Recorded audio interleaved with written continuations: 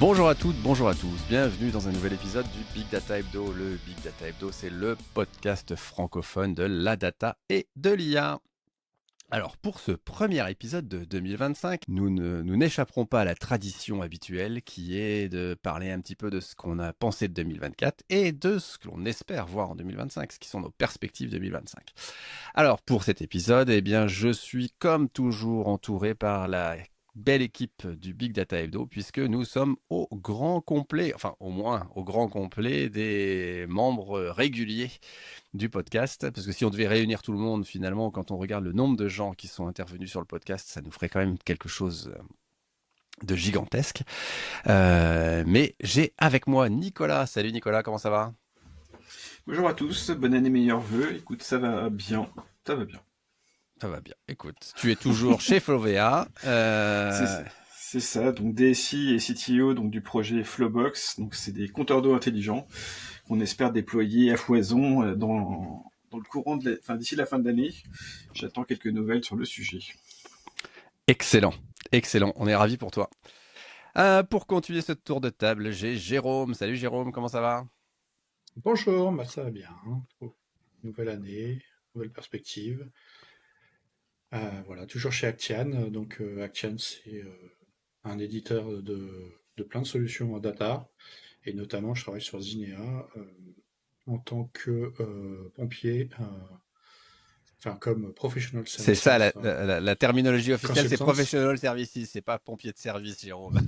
Ça rentre pas bien sur une carte de visite, pompier de service. Euh, et, Et voilà. et pour terminer ce tour de table, Paul. Salut Paul, comment ça va?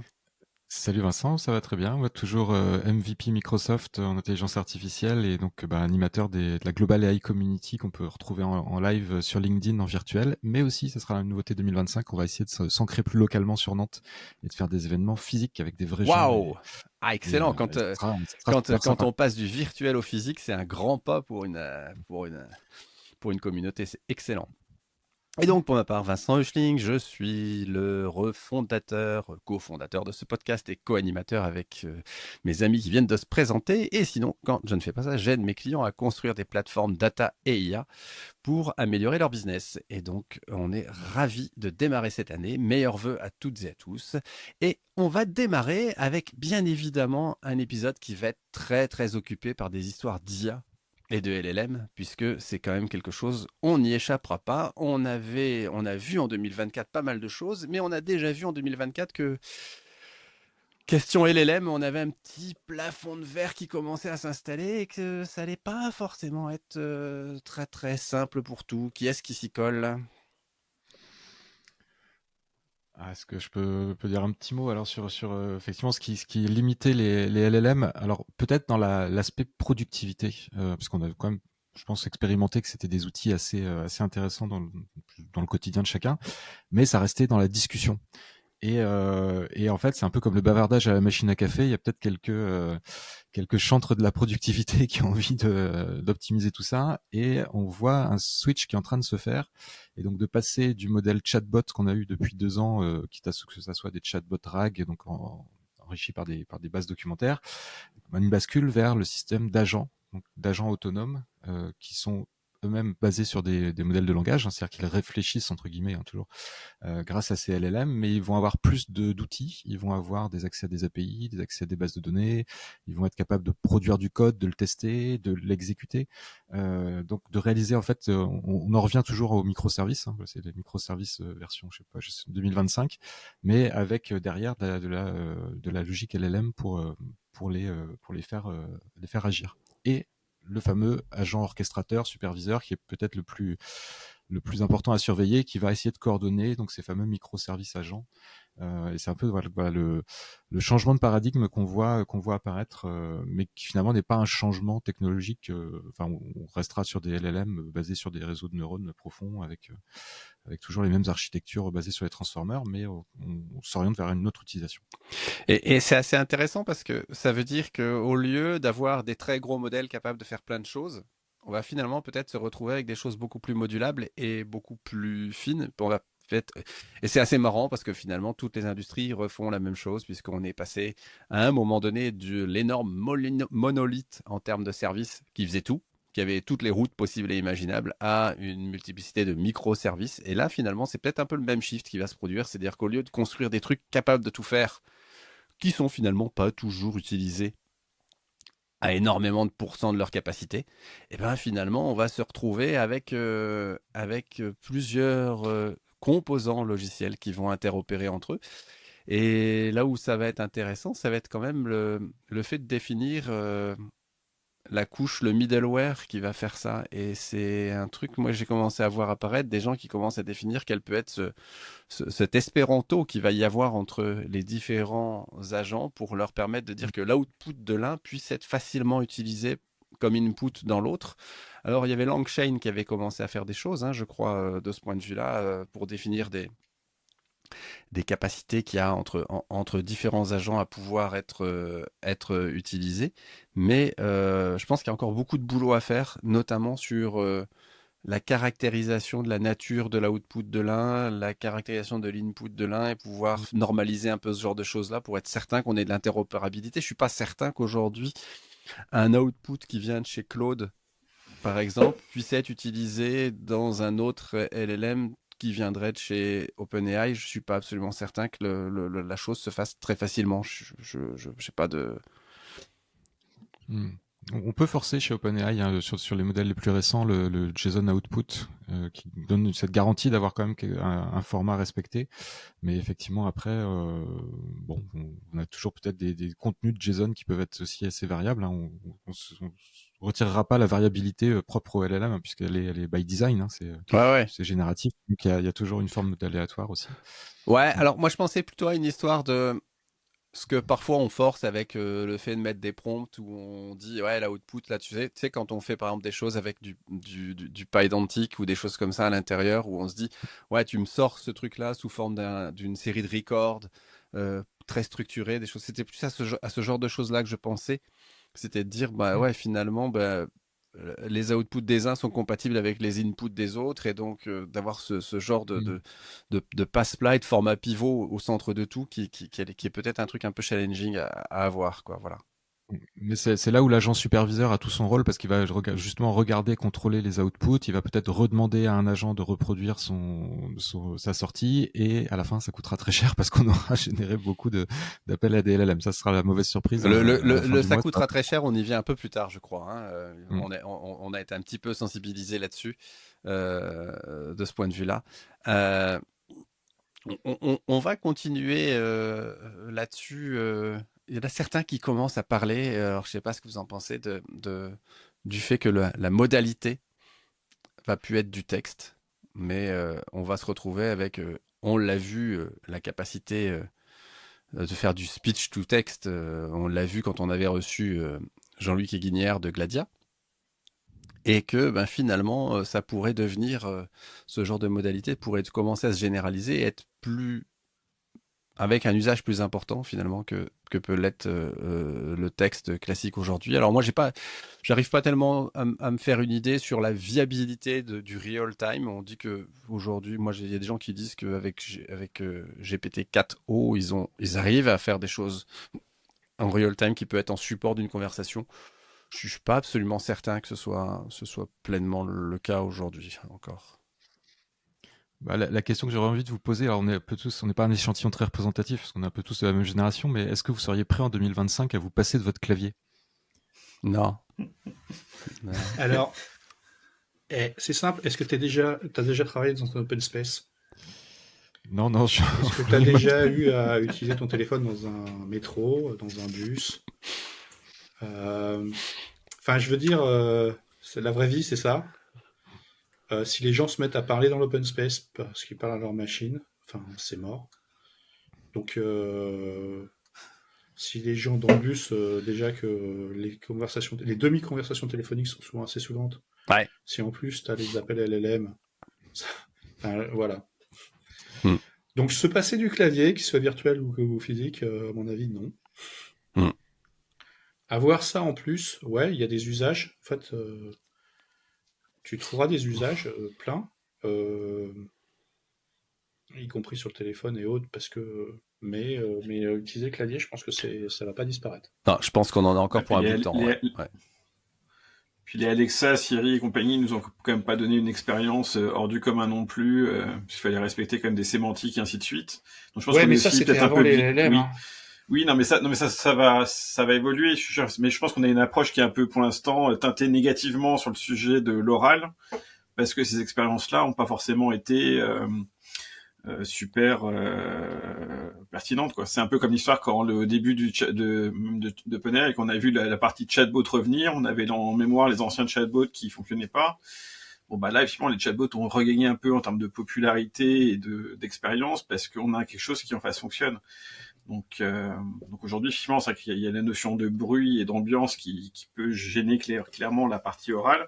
Après, je pense dans des contextes plus isolés, tu peux avoir une expérience beaucoup plus fluide, mais si, effectivement, c'est à vérifier, quoi. Et après, après, t'as aussi la notion de, est-ce que les gens consomment de l'oral, enfin, toi, il y a des gens qui sont très orientés mémoire visuelle versus mémoire auditive.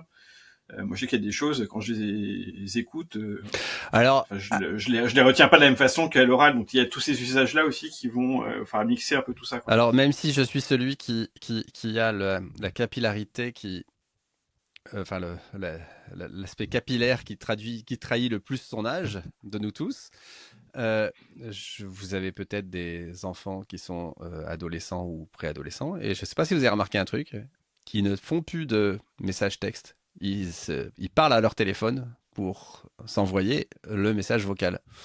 Donc il y a peut-être aussi un shift là-dessus qui est en train de se préparer sur le fait que d'autres populations vont être beaucoup moins appétentes à écrire avec un clavier que nous ne le sommes, nous, la génération que je peux commencer à qualifier de sortante, hein, quand même. Hein, on est...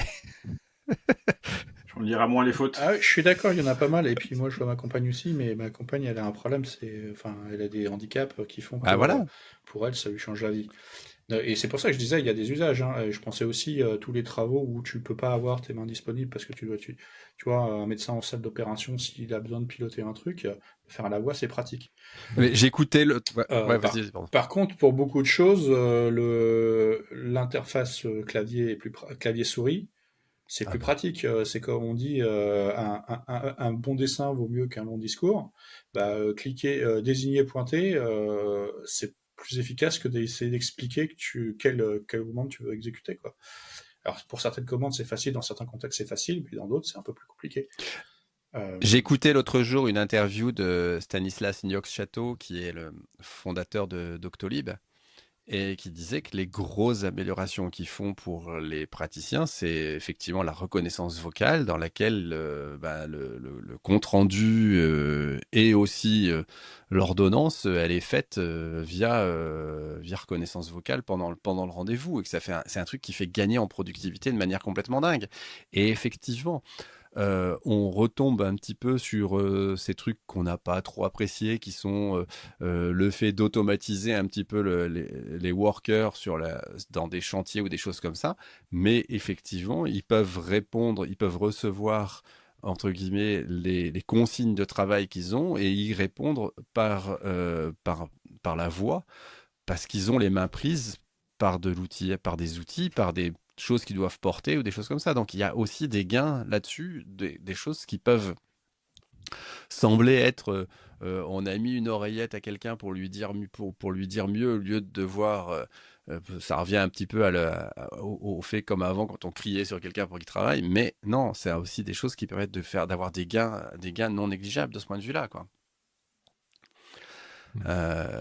Et puis après, il y a tout ce qui est augmenté, tout ce qui est cette réalité augmentée, tout ce qui est le fait de pouvoir traiter de ce qui est la vision à un instant T, de pouvoir rajouter de l'information dedans, qui est quand même aussi un champ d'application totalement dément de ce qu'on pourrait voir par rapport à ces LLM, parce qu'on parle beaucoup de choses qui sont du texte, mais moi j'ai vu aussi des choses en termes de vision et de capacité à analyser la vision en temps réel qui est quand même assez troublante, quoi, hein.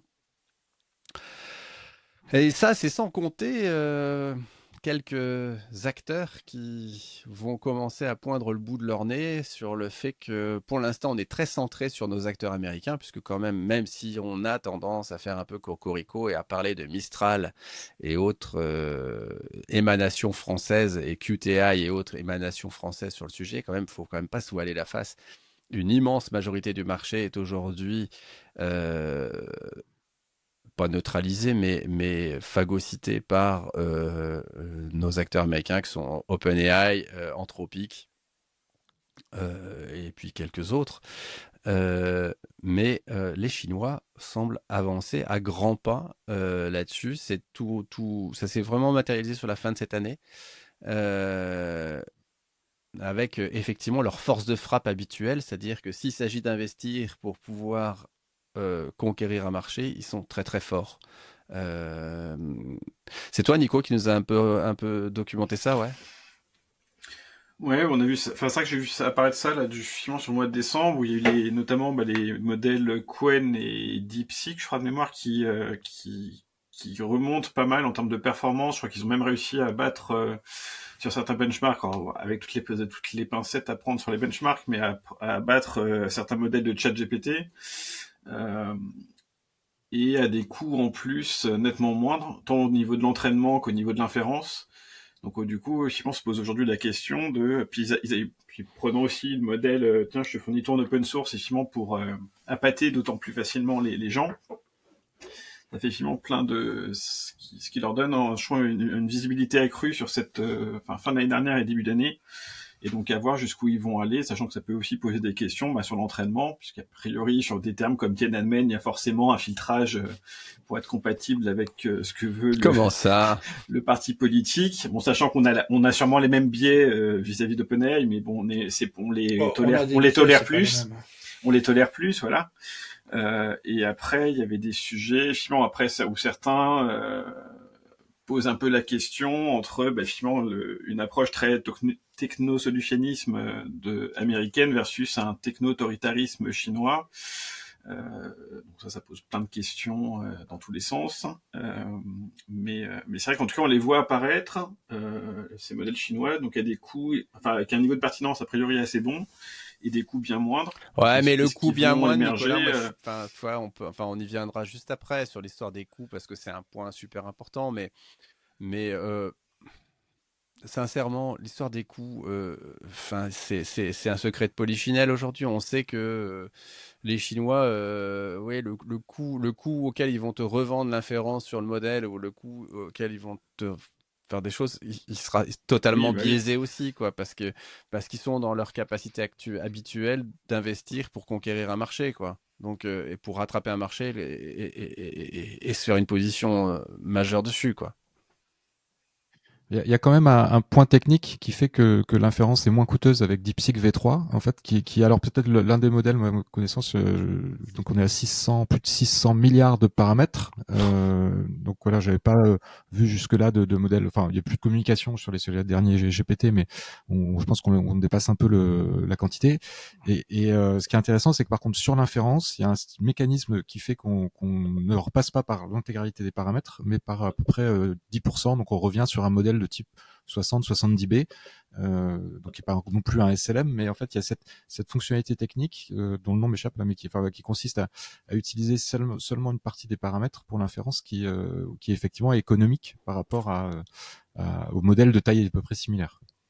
Un modèle de truc de diffusion, ou je sais pas quoi, une stratégie de diffusion, je me souviens plus du terme. 600 milliards de paramètres, ça veut dire quand même un truc gigantesque pour le faire tourner quand même. Hein. À l'entraînement. Mais même en inférence. Même en inférence, Paul. Alors à moins qu'il soit découpé en un sous-modèle qui est ce premier truc que tu disais, sur lequel tu passes uniquement, donc quelque chose qui serait très léger à avoir en mémoire pour faire le début de l'inférence.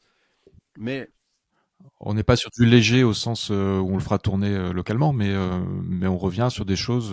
On a vu des Llama 70B, enfin voilà, qui est Mistral aussi, des modèles dans cet ordre de grandeur. Donc on est sur quelque chose de plus réaliste. Donc bon, il y a voilà, l'aspect technique, ce qu'ils ont fait d'un point de vue technique sur la conception de ce LLM DeepSeek V3 est en partie une raison des économies d'inférence.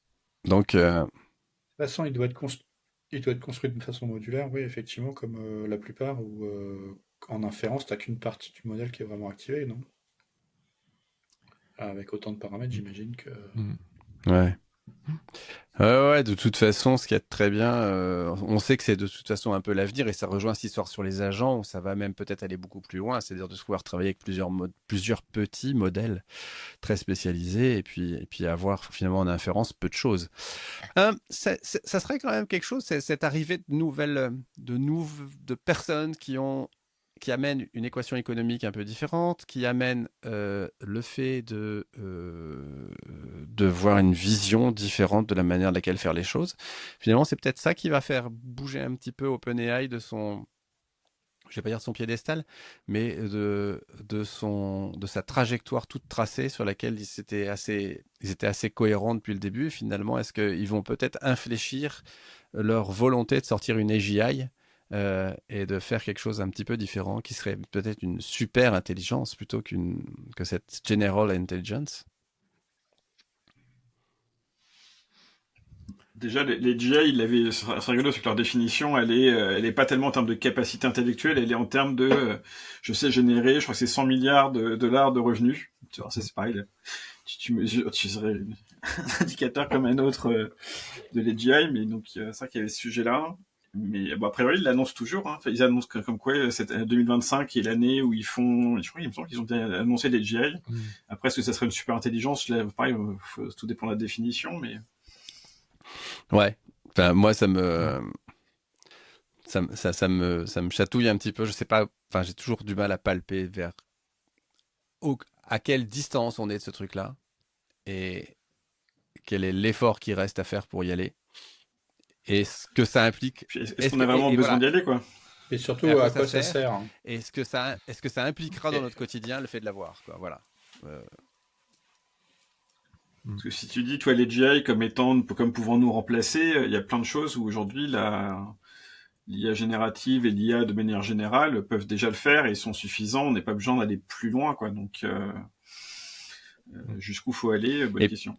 C'est la question qu'on se pose déjà avec les modèles O1, O3 là, qui sont sortis, enfin O3 en novembre, je crois, non, décembre aussi, 2024, où finalement on a des choses qui sont capables de faire du chain of thought de manière intégrée, enfin, dans la conception du modèle, qui peuvent répondre à des cas d'usage extrêmement pointus de type résolution de problèmes mathématiques ultra complexes. Mais à part quelques services R&D, des laboratoires de recherche, qui en a vraiment besoin, quoi.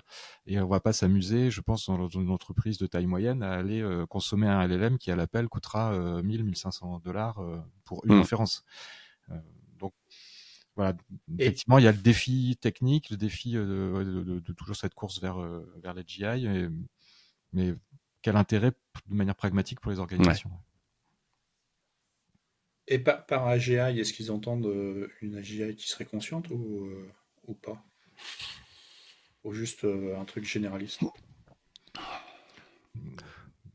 Non, je pense qu'il y a, enfin, il y a des, finalement, on est un peu dans la course au test de QI. J'ai l'impression que c'est à peu près ça qu'on est en train de reproduire pour ce type de modèle et on se pose plus vraiment ouais, des questions sur les aspects de conscience, de Ouais, je réflexion, crois etc. qu'effectivement, il y Simplement a eu un de résoudre downgrade des tâches. des ambitions très fort de ce point de vue-là.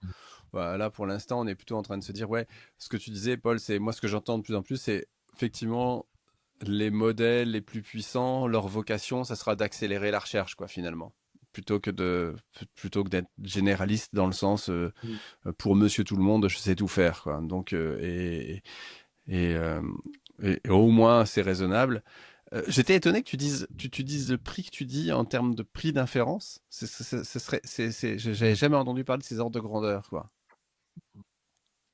Ouais, ouais, ça peut monter énormément parce que, enfin, sur O3, hein, parce on a en fait des quantités de tokens nécessaires à toutes ces étapes de réflexion, et pour l'instant, c'est plus sur un modèle qui sera assez cher. Je crois que il est dans l'abonnement à Oh 2000 la vache. euros déjà mensuel, et, et ouais, non, ça peut C'est très un très vite déborder, abonnement, ouais, c'est un C'est vrai que j'ai abonnement vu où tu passer fais deux ouais. inférences, quoi. J'ai vu Simon passer où il disait Simon que le coût moyen d'inférence c'était vite à quelques dizaines ou centaines de dollars. Donc Simon, c'est des choses que tu fais pas pour juste tiens réserve-moi un resto ou c'est quoi la différence entre un kilo de plume, un kilo de plomb Ouais, quoi. Bah, c'est pour ça que ça se fait ouais. vendu, hein. Enfin, en tout cas, au One. Ouais, c'est quand Pour même remplacer assez l'outil. fou et à nouveau, ça pose une vraie question existentielle qui est comment on fait tourner tout ça? Et on a vu cette tendance de maintenant, on va avoir des mini centrales nucléaires pour pouvoir faire tourner les LLM. Et moi, c'est un truc qui est un peu inquiétant parce que la La question, c'est est-ce que le gain social vaut énergétique et le coût environnemental, quoi. le, Ouais, le coût global, énergétique, ouais. environnemental, tout ce que tu veux? Est-ce que le gain, et le gain pas financier pour l'entreprise qui le fait tourner, hein, le Mm, gain social mm, de tout le mm, monde, mm. si on fait payer les gens le vrai prix, est-ce qu'ils sont prêts à continuer à utiliser l'outil? Est-ce que c'est... On est d'accord. On est complètement d'accord. Moi, enfin, je veux dire, tu sais, c'est un peu la même réflexion qu'en entreprise quand tu vois les gens quand ils ont passé l'effet waouh sur plein de trucs, ils disent bon alors ok, ça a généré quoi comme valeur votre bazar là? Ok, on en est où là-dessus?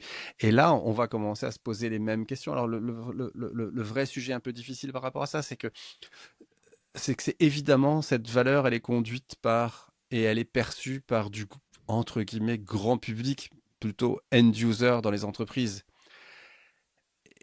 Et donc les- on va avoir du mal à palper et à être raisonnable de ce point de vue-là parce que les gens en veulent finalement et ou Ah comprennent oui, pas oui, de ne ça pas c'est clair. l'avoir.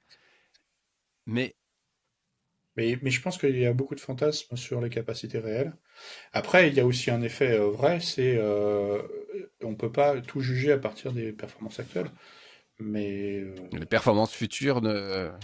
le problème, c'est qu'en fait, moi j'ai l'impression qu'on est en train de nous filer des shots gratos, et qu'après on va passer Ah, à la caisse, quoi. Et ça sera drôle. Une fois que les gens seront dépendants, ça va être drôle, drôle, Jérôme, drôlement. Enfin, ils ont vraiment le bravo pratique pour de cette dealer, hein. année de transition. Nous allons maintenant parler d'argent. Voilà. Euh, Combien ça coûte cette histoire de LLM? Est-ce qu'on paye vraiment aujourd'hui ou est-ce qu'on a vraiment la perception de ce qu'on paye au prix réel ou est-ce qu'on est, comme pour reprendre ton analogie, dans les premières relations avec notre dealer euh, avec lequel généralement le shot ne coûte pas très cher? Et je pense qu'on est dans la deuxième situation puisque il est quand même assez. On parle actuellement que de l'abonnement ChatGPT Pro à $200 et que la vraie valeur de ce machin-là serait plutôt $400. C'est ce que j'ai entendu dire, moi, sur In fine, que effectivement à $200, on est quand même dans un truc qui est très biaisé de ce point de vue-là. Et donc, C'est 200 $ par mois ou Par par mois. mois. Par mois. Déjà, qui par va mois, aller hein. dépenser Ok. 200 Ça dollars m'a Pour déjà. être par mois? sûr. Je veux dire, à un moment donné, Bah, pour du professionnel, si tu génères plus que 200 $, ça vaut le coup. bien sûr, C'est d'où ma question initiale, c'est bien sûr. Mais, Regarde toutes tes autres licences que ouais, tu payes par évidemment, ailleurs. ouais, Toi, t'es. ouais, ouais. On est, 200 $, ça coûte même cher, hein, la licence, hein, parce qu'il y a beaucoup de logiciels, c'est beaucoup moins que ça, hein. C'est le prix par année, hein, ouais, ouais, pour ouais, les... tu regardes Adobe qui aujourd'hui offre pour le traitement des photos des fonctionnalités d'IA super pointues. Hein, tu regardes, enfin, aujourd'hui, enlever des détails qui gênent dans Lightroom, c'est super facile et c'est vraiment avec le génératif très fort, c'est 100 balles par an, quoi. Hein, donc, euh, 50. non. Si, c'est 150. À chaque Oui, fois que mais c'est parce la qu'ils ont caisse, changé les je sais. tarifs. Oui, bah, oui, moi je suis encore sur le tarif. J'ai le tarif du grand-père, moi. 2024. Ouais, ouais, ouais, non, mais t'as raison, c'est 150. Mais bon, quand tu regardes Mais l'accélération, ça, pour quelqu'un qui en traite beaucoup de photos, c'est énorme, quoi, l'accélération que ça. après, t'as une limite sur la Oui, partie c'est vrai. d'IA en termes de consommation. Mais ça, je dirais, c'est normal parce qu'ils peuvent pas. Puis ils ont des Enfin, eux, ils serveurs sont là qui pour tournent gagner hein, de pour faire l'argent. tourner ça de leur côté. Hein, ouais. Enfin, pour la partie licence, là, ils se gavent bien, mais pour la partie génération, bah ouais, ils font tourner du matériel à Ouais. chaque fois que tu l'utilises, Enfin, à quoi. nouveau, ça c'est un débat infini. Moi, je trouve que les licences, à partir du moment où c'est quelqu'un qui continue à fournir des features et qui augmente les features de son produit, j'ai pas de problème à payer des licences qui soient pas des licences perpétuelles, quoi. Voilà. Mais bon, après, c'est un débat qui peut être long comme le jour. Ce qui est très certain, c'est qu'on est quand même en train de Ouais. s'orienter vers quelque chose qui aujourd'hui tient les, euh, que par le financement extérieur des organisations. C'est-à-dire que si un OpenAI n'a pas de funding, je ne vois pas comment ils peuvent tenir, puisqu'on parle de 700 000 $ par jour d'électricité chez chez OpenAI. C'est complètement dingue. Je relis un post qu'a écrit Tristan Nitto très récemment. Et quand une boîte fait qui est le leader du sujet, fait 3,7 milliards de dollars de chiffre d'affaires sur son année fiscale et perd en même temps 5 milliards, comment on peut se dire que ce truc-là va pas nous péter la gueule à un moment donné? Et donc, mais à un moment donné, c'est le bon vieux débat et ça rejoint le petit grain de sable dans le rouage amené par nos amis chinois, c'est qu'ils sont dans la position de dire, faut qu'on écrase tout le monde, donc on finance à mort pour écraser tout le monde. Donc, on pourrait peut-être avoir une petite surprise, si ce n'est d'éclatement de bulles, de prémices d'éclatement de bulles sur l'année 2025. Moi, je mets une petite piécette sur le sujet, pour être très franc avec vous. Après, c'est ce que disait le CEO de Palantir, qui disait que la révolution IA, c'est une révolution américaine, point, quoi. Les acteurs de premier ordre et second ordre sont aux États-Unis, quoi. Et le truc, ça, c'est leur position. C'est vrai localement, enfin, c'est vrai temporellement. Maintenant, c'est aussi une posture pour que les autres renoncent. Hein. Ah oui, non, mais c'est sûr. Faut pas oublier sûr que qu'il quand ils y a de la parlent, com dedans, c'est pas que pour dire des vérités, c'est aussi pour poser une posture et faire et expliquer aux autres que bah, c'est pas la peine d'y Ouais, aller pour acheter. on est bien le produit, d'accord. quoi. On n'a pas On besoin. est bien d'accord. On est bien d'accord. Pour la question que tu posais, moi je sais pas, Uber ils existent encore, ils existent depuis assez longtemps, pourtant ils perdent, enfin en tout cas pendant longtemps ils ont perdu 1 milliard par an. Euh, et je sais pas s'ils ont réussi à gagner de l'argent depuis, parce que. Mais ouais, il y a une partie de l'économie qui est subventionnée par le grand capital. Mais c'est à nouveau, je sais pas les autres acteurs alternatifs à Uber, dans quelle mesure ils ont une véritable existence, croissance. Ce qui a certes, Bah, ils sont là aussi. Et puis en fait, surtout, ils empêchent Uber de rafler ouais, tout. enfin, voilà. Mais à aucun moment, ils challenge la position et dire, ah, on sait pas à la fin, on sait pas dans 6 mois qui sera le leader de ce marché, quoi. Ça restera Uber, quoi qu'arrive. Non? Ouais. Puis Mais ils ont par bien contre, ça remonté leur prix, empêche, quand même. parce que dès que Uber monte ses prix, en fait, il perd son public. Alors, je sais pas si ça s'applique, parce que là, j'ai fait un peu de digression, je sais pas si ça va s'appliquer, mais en gros, si les modèles à côté sont équivalents, en fait, ça va être une question de prix, et t'es déjà sur un océan Mm. rouge alors que t'as 3 acteurs, quoi. Ouais. Donc, petit sujet quand même, un petit sujet sur le prix, sur la sustainability du modèle économique de tout ça, et sur le fait que est-ce que tout ça va continuer à persister comme ça. Bah, en fait, ça va être une question d'usage aussi, parce que les applications en usage, elles sont en train de se développer. Enfin, l'intégration réelle dans les usages, est-ce que les gens vont être prêts à payer le prix réel? Parce qu'il y a un moment, il faudra payer le prix réel. Et puis, voilà, et je pense que la hype, elle va un peu baisser. Est-ce que les LLM vont augmenter, s'améliorer? Parce qu'aujourd'hui, ils sont bluffants, mais ils offrent déjà des services, mais c'est pas encore d'une grande qualité, d'une Je pense qualité que c'est folle non l'orchestration plus. qu'on va mettre Enfin, autour pour reboucler avec ce que Paul disait tout à l'heure, qui va faire la parce différence que maintenant. typiquement, moi, j'ai réessayé. Ouais, et puis j'ai réessayé, tu vois, Copilot en intégré sur mon navigateur. Je l'ai reviré à nouveau. En fait, aujourd'hui, je suis sur un état où la version qui fonctionne que en local et qui me fait que de la super complétion sur une seule ligne, elle marche mieux que le truc complet Mm, qui est censé m'écrire mon code. mm, Donc au final, moi j'ai trouvé, et ça a amélioré, hein, ça fait que mon outil de complétion, maintenant, au lieu de me proposer juste le prochain mot, il mm. me propose la fin de la ligne. Mais le truc qui en fait plus, en fait, m'apporte moins en valeur que ce truc-là. Eh ben, Après, je suis peut-être est-ce un que cas t'as le bon particulier, outil? mais Enfin, tu vois, par exemple, sur certaines communautés, je suivais t'as des gens qui disaient que la partie curseur, et notamment en intégrant avec Ouais. Claude Sonnel à 3.5, il y avait des très très bons résultats par rapport à des copilotes qui étaient décevants. Donc, il y a Moi, peut-être ça aussi fluctue. Ça fluctue. J'ai des t'es coups, peut-être sur l'un marche vachement bien, l'autre marche pas du tout. Et j'arrive pas à me faire une idée franche sur le sujet, ce sujet-là. Néanmoins, ce qu'il y a de certain, c'est que ce que je pense, c'est que on a des modèles qui vont peut-être arriver à une petite saturation en termes de la marge de progression des modèles va commencer à être plus limitée. C'est par contre ce que l'on va faire comme intégration avec ces modèles qui va peut-être réellement changer la chose dans le futur.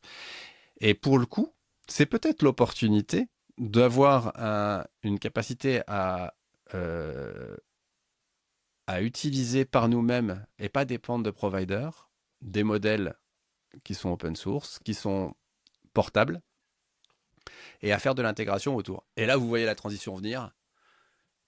Plutôt que de dépenser 200 balles chez OpenAI, achetez un Nvidia à 3000 balles, vous le posez sur votre bureau Digits. et vous faites tourner vos modèles, parce que ce machin-là, il peut faire tourner des modèles qui vont jusqu'à 200 millions de paramètres. Donc c'est 200 milliards de paramètres.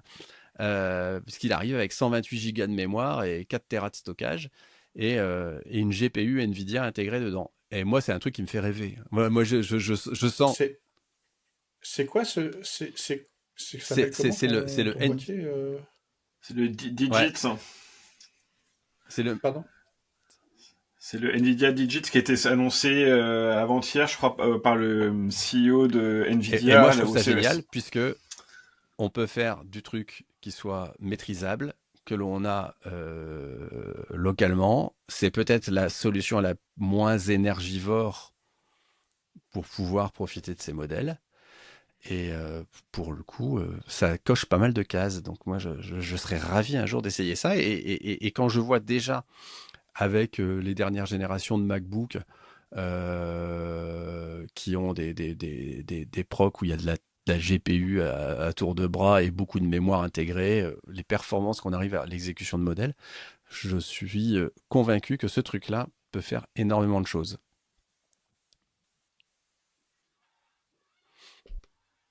Alors, je voudrais qu'on termine pas cet épisode en ne parlant que d'IA et de LLM. On va très brièvement parler, je vous propose d'un petit sujet qui est le Small Data Platform. Et moi, j'ai vu un sérieux revirement en 2024 sur le fait qu'on a arrêté de parler de trucs gigantesques et ainsi de suite, mais qu'on avait...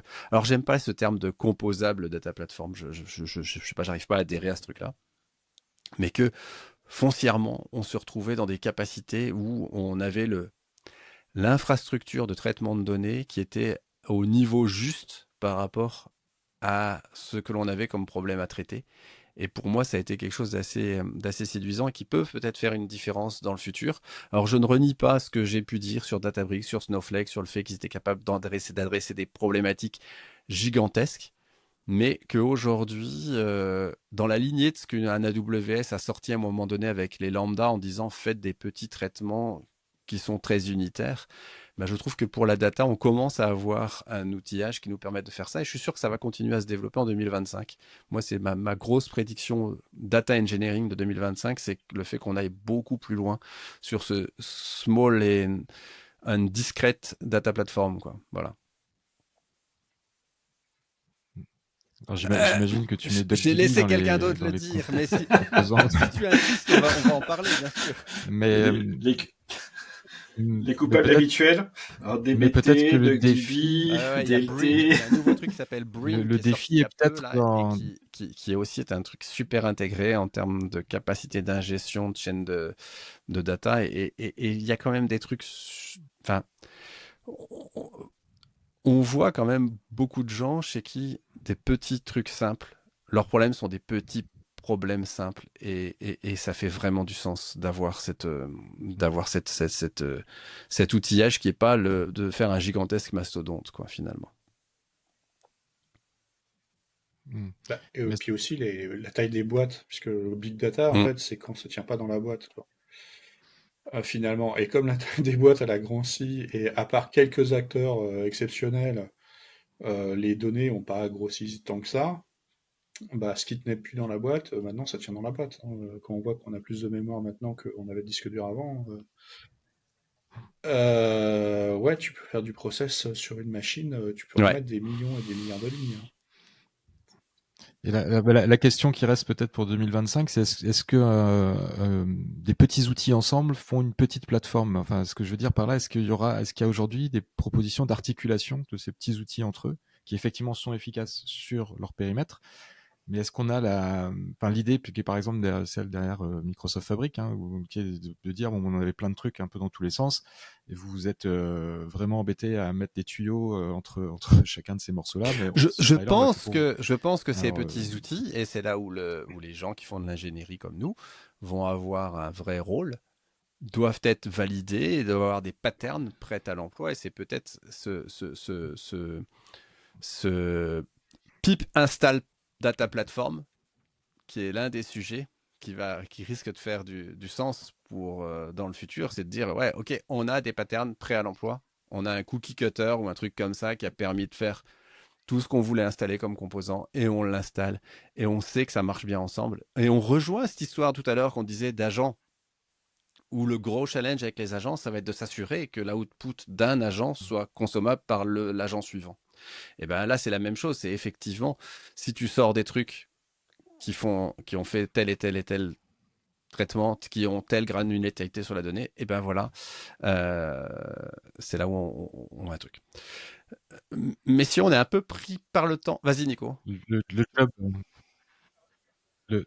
Moi, c'est vrai que avec mon prisme un peu TPE PME, je me dis aussi que c'est du coup, je peux sortir que les briques dont j'ai besoin, alors que tu vois, justifier un Databricks, un Microsoft Fabric ou je sais pas quoi, c'est complètement hors de portée pour moi et pour plein de boîtes, quoi. Alors que là, finalement, prendre juste les petites briques dont j'ai besoin et les assembler tant bien que mal, ou de façon très fluide, hein, peu importe comment on y arrive, mais je pense que c'est un moyen pour permettre à des plus petites entités de faire de la data, alors que jusqu'à présent, ils pouvaient pas trop le faire. Parce que et puis avec un vrai sujet de start small, quoi, qui est à un moment donné, le coût de la première itération. On revient sur cette histoire du coût de la première itération.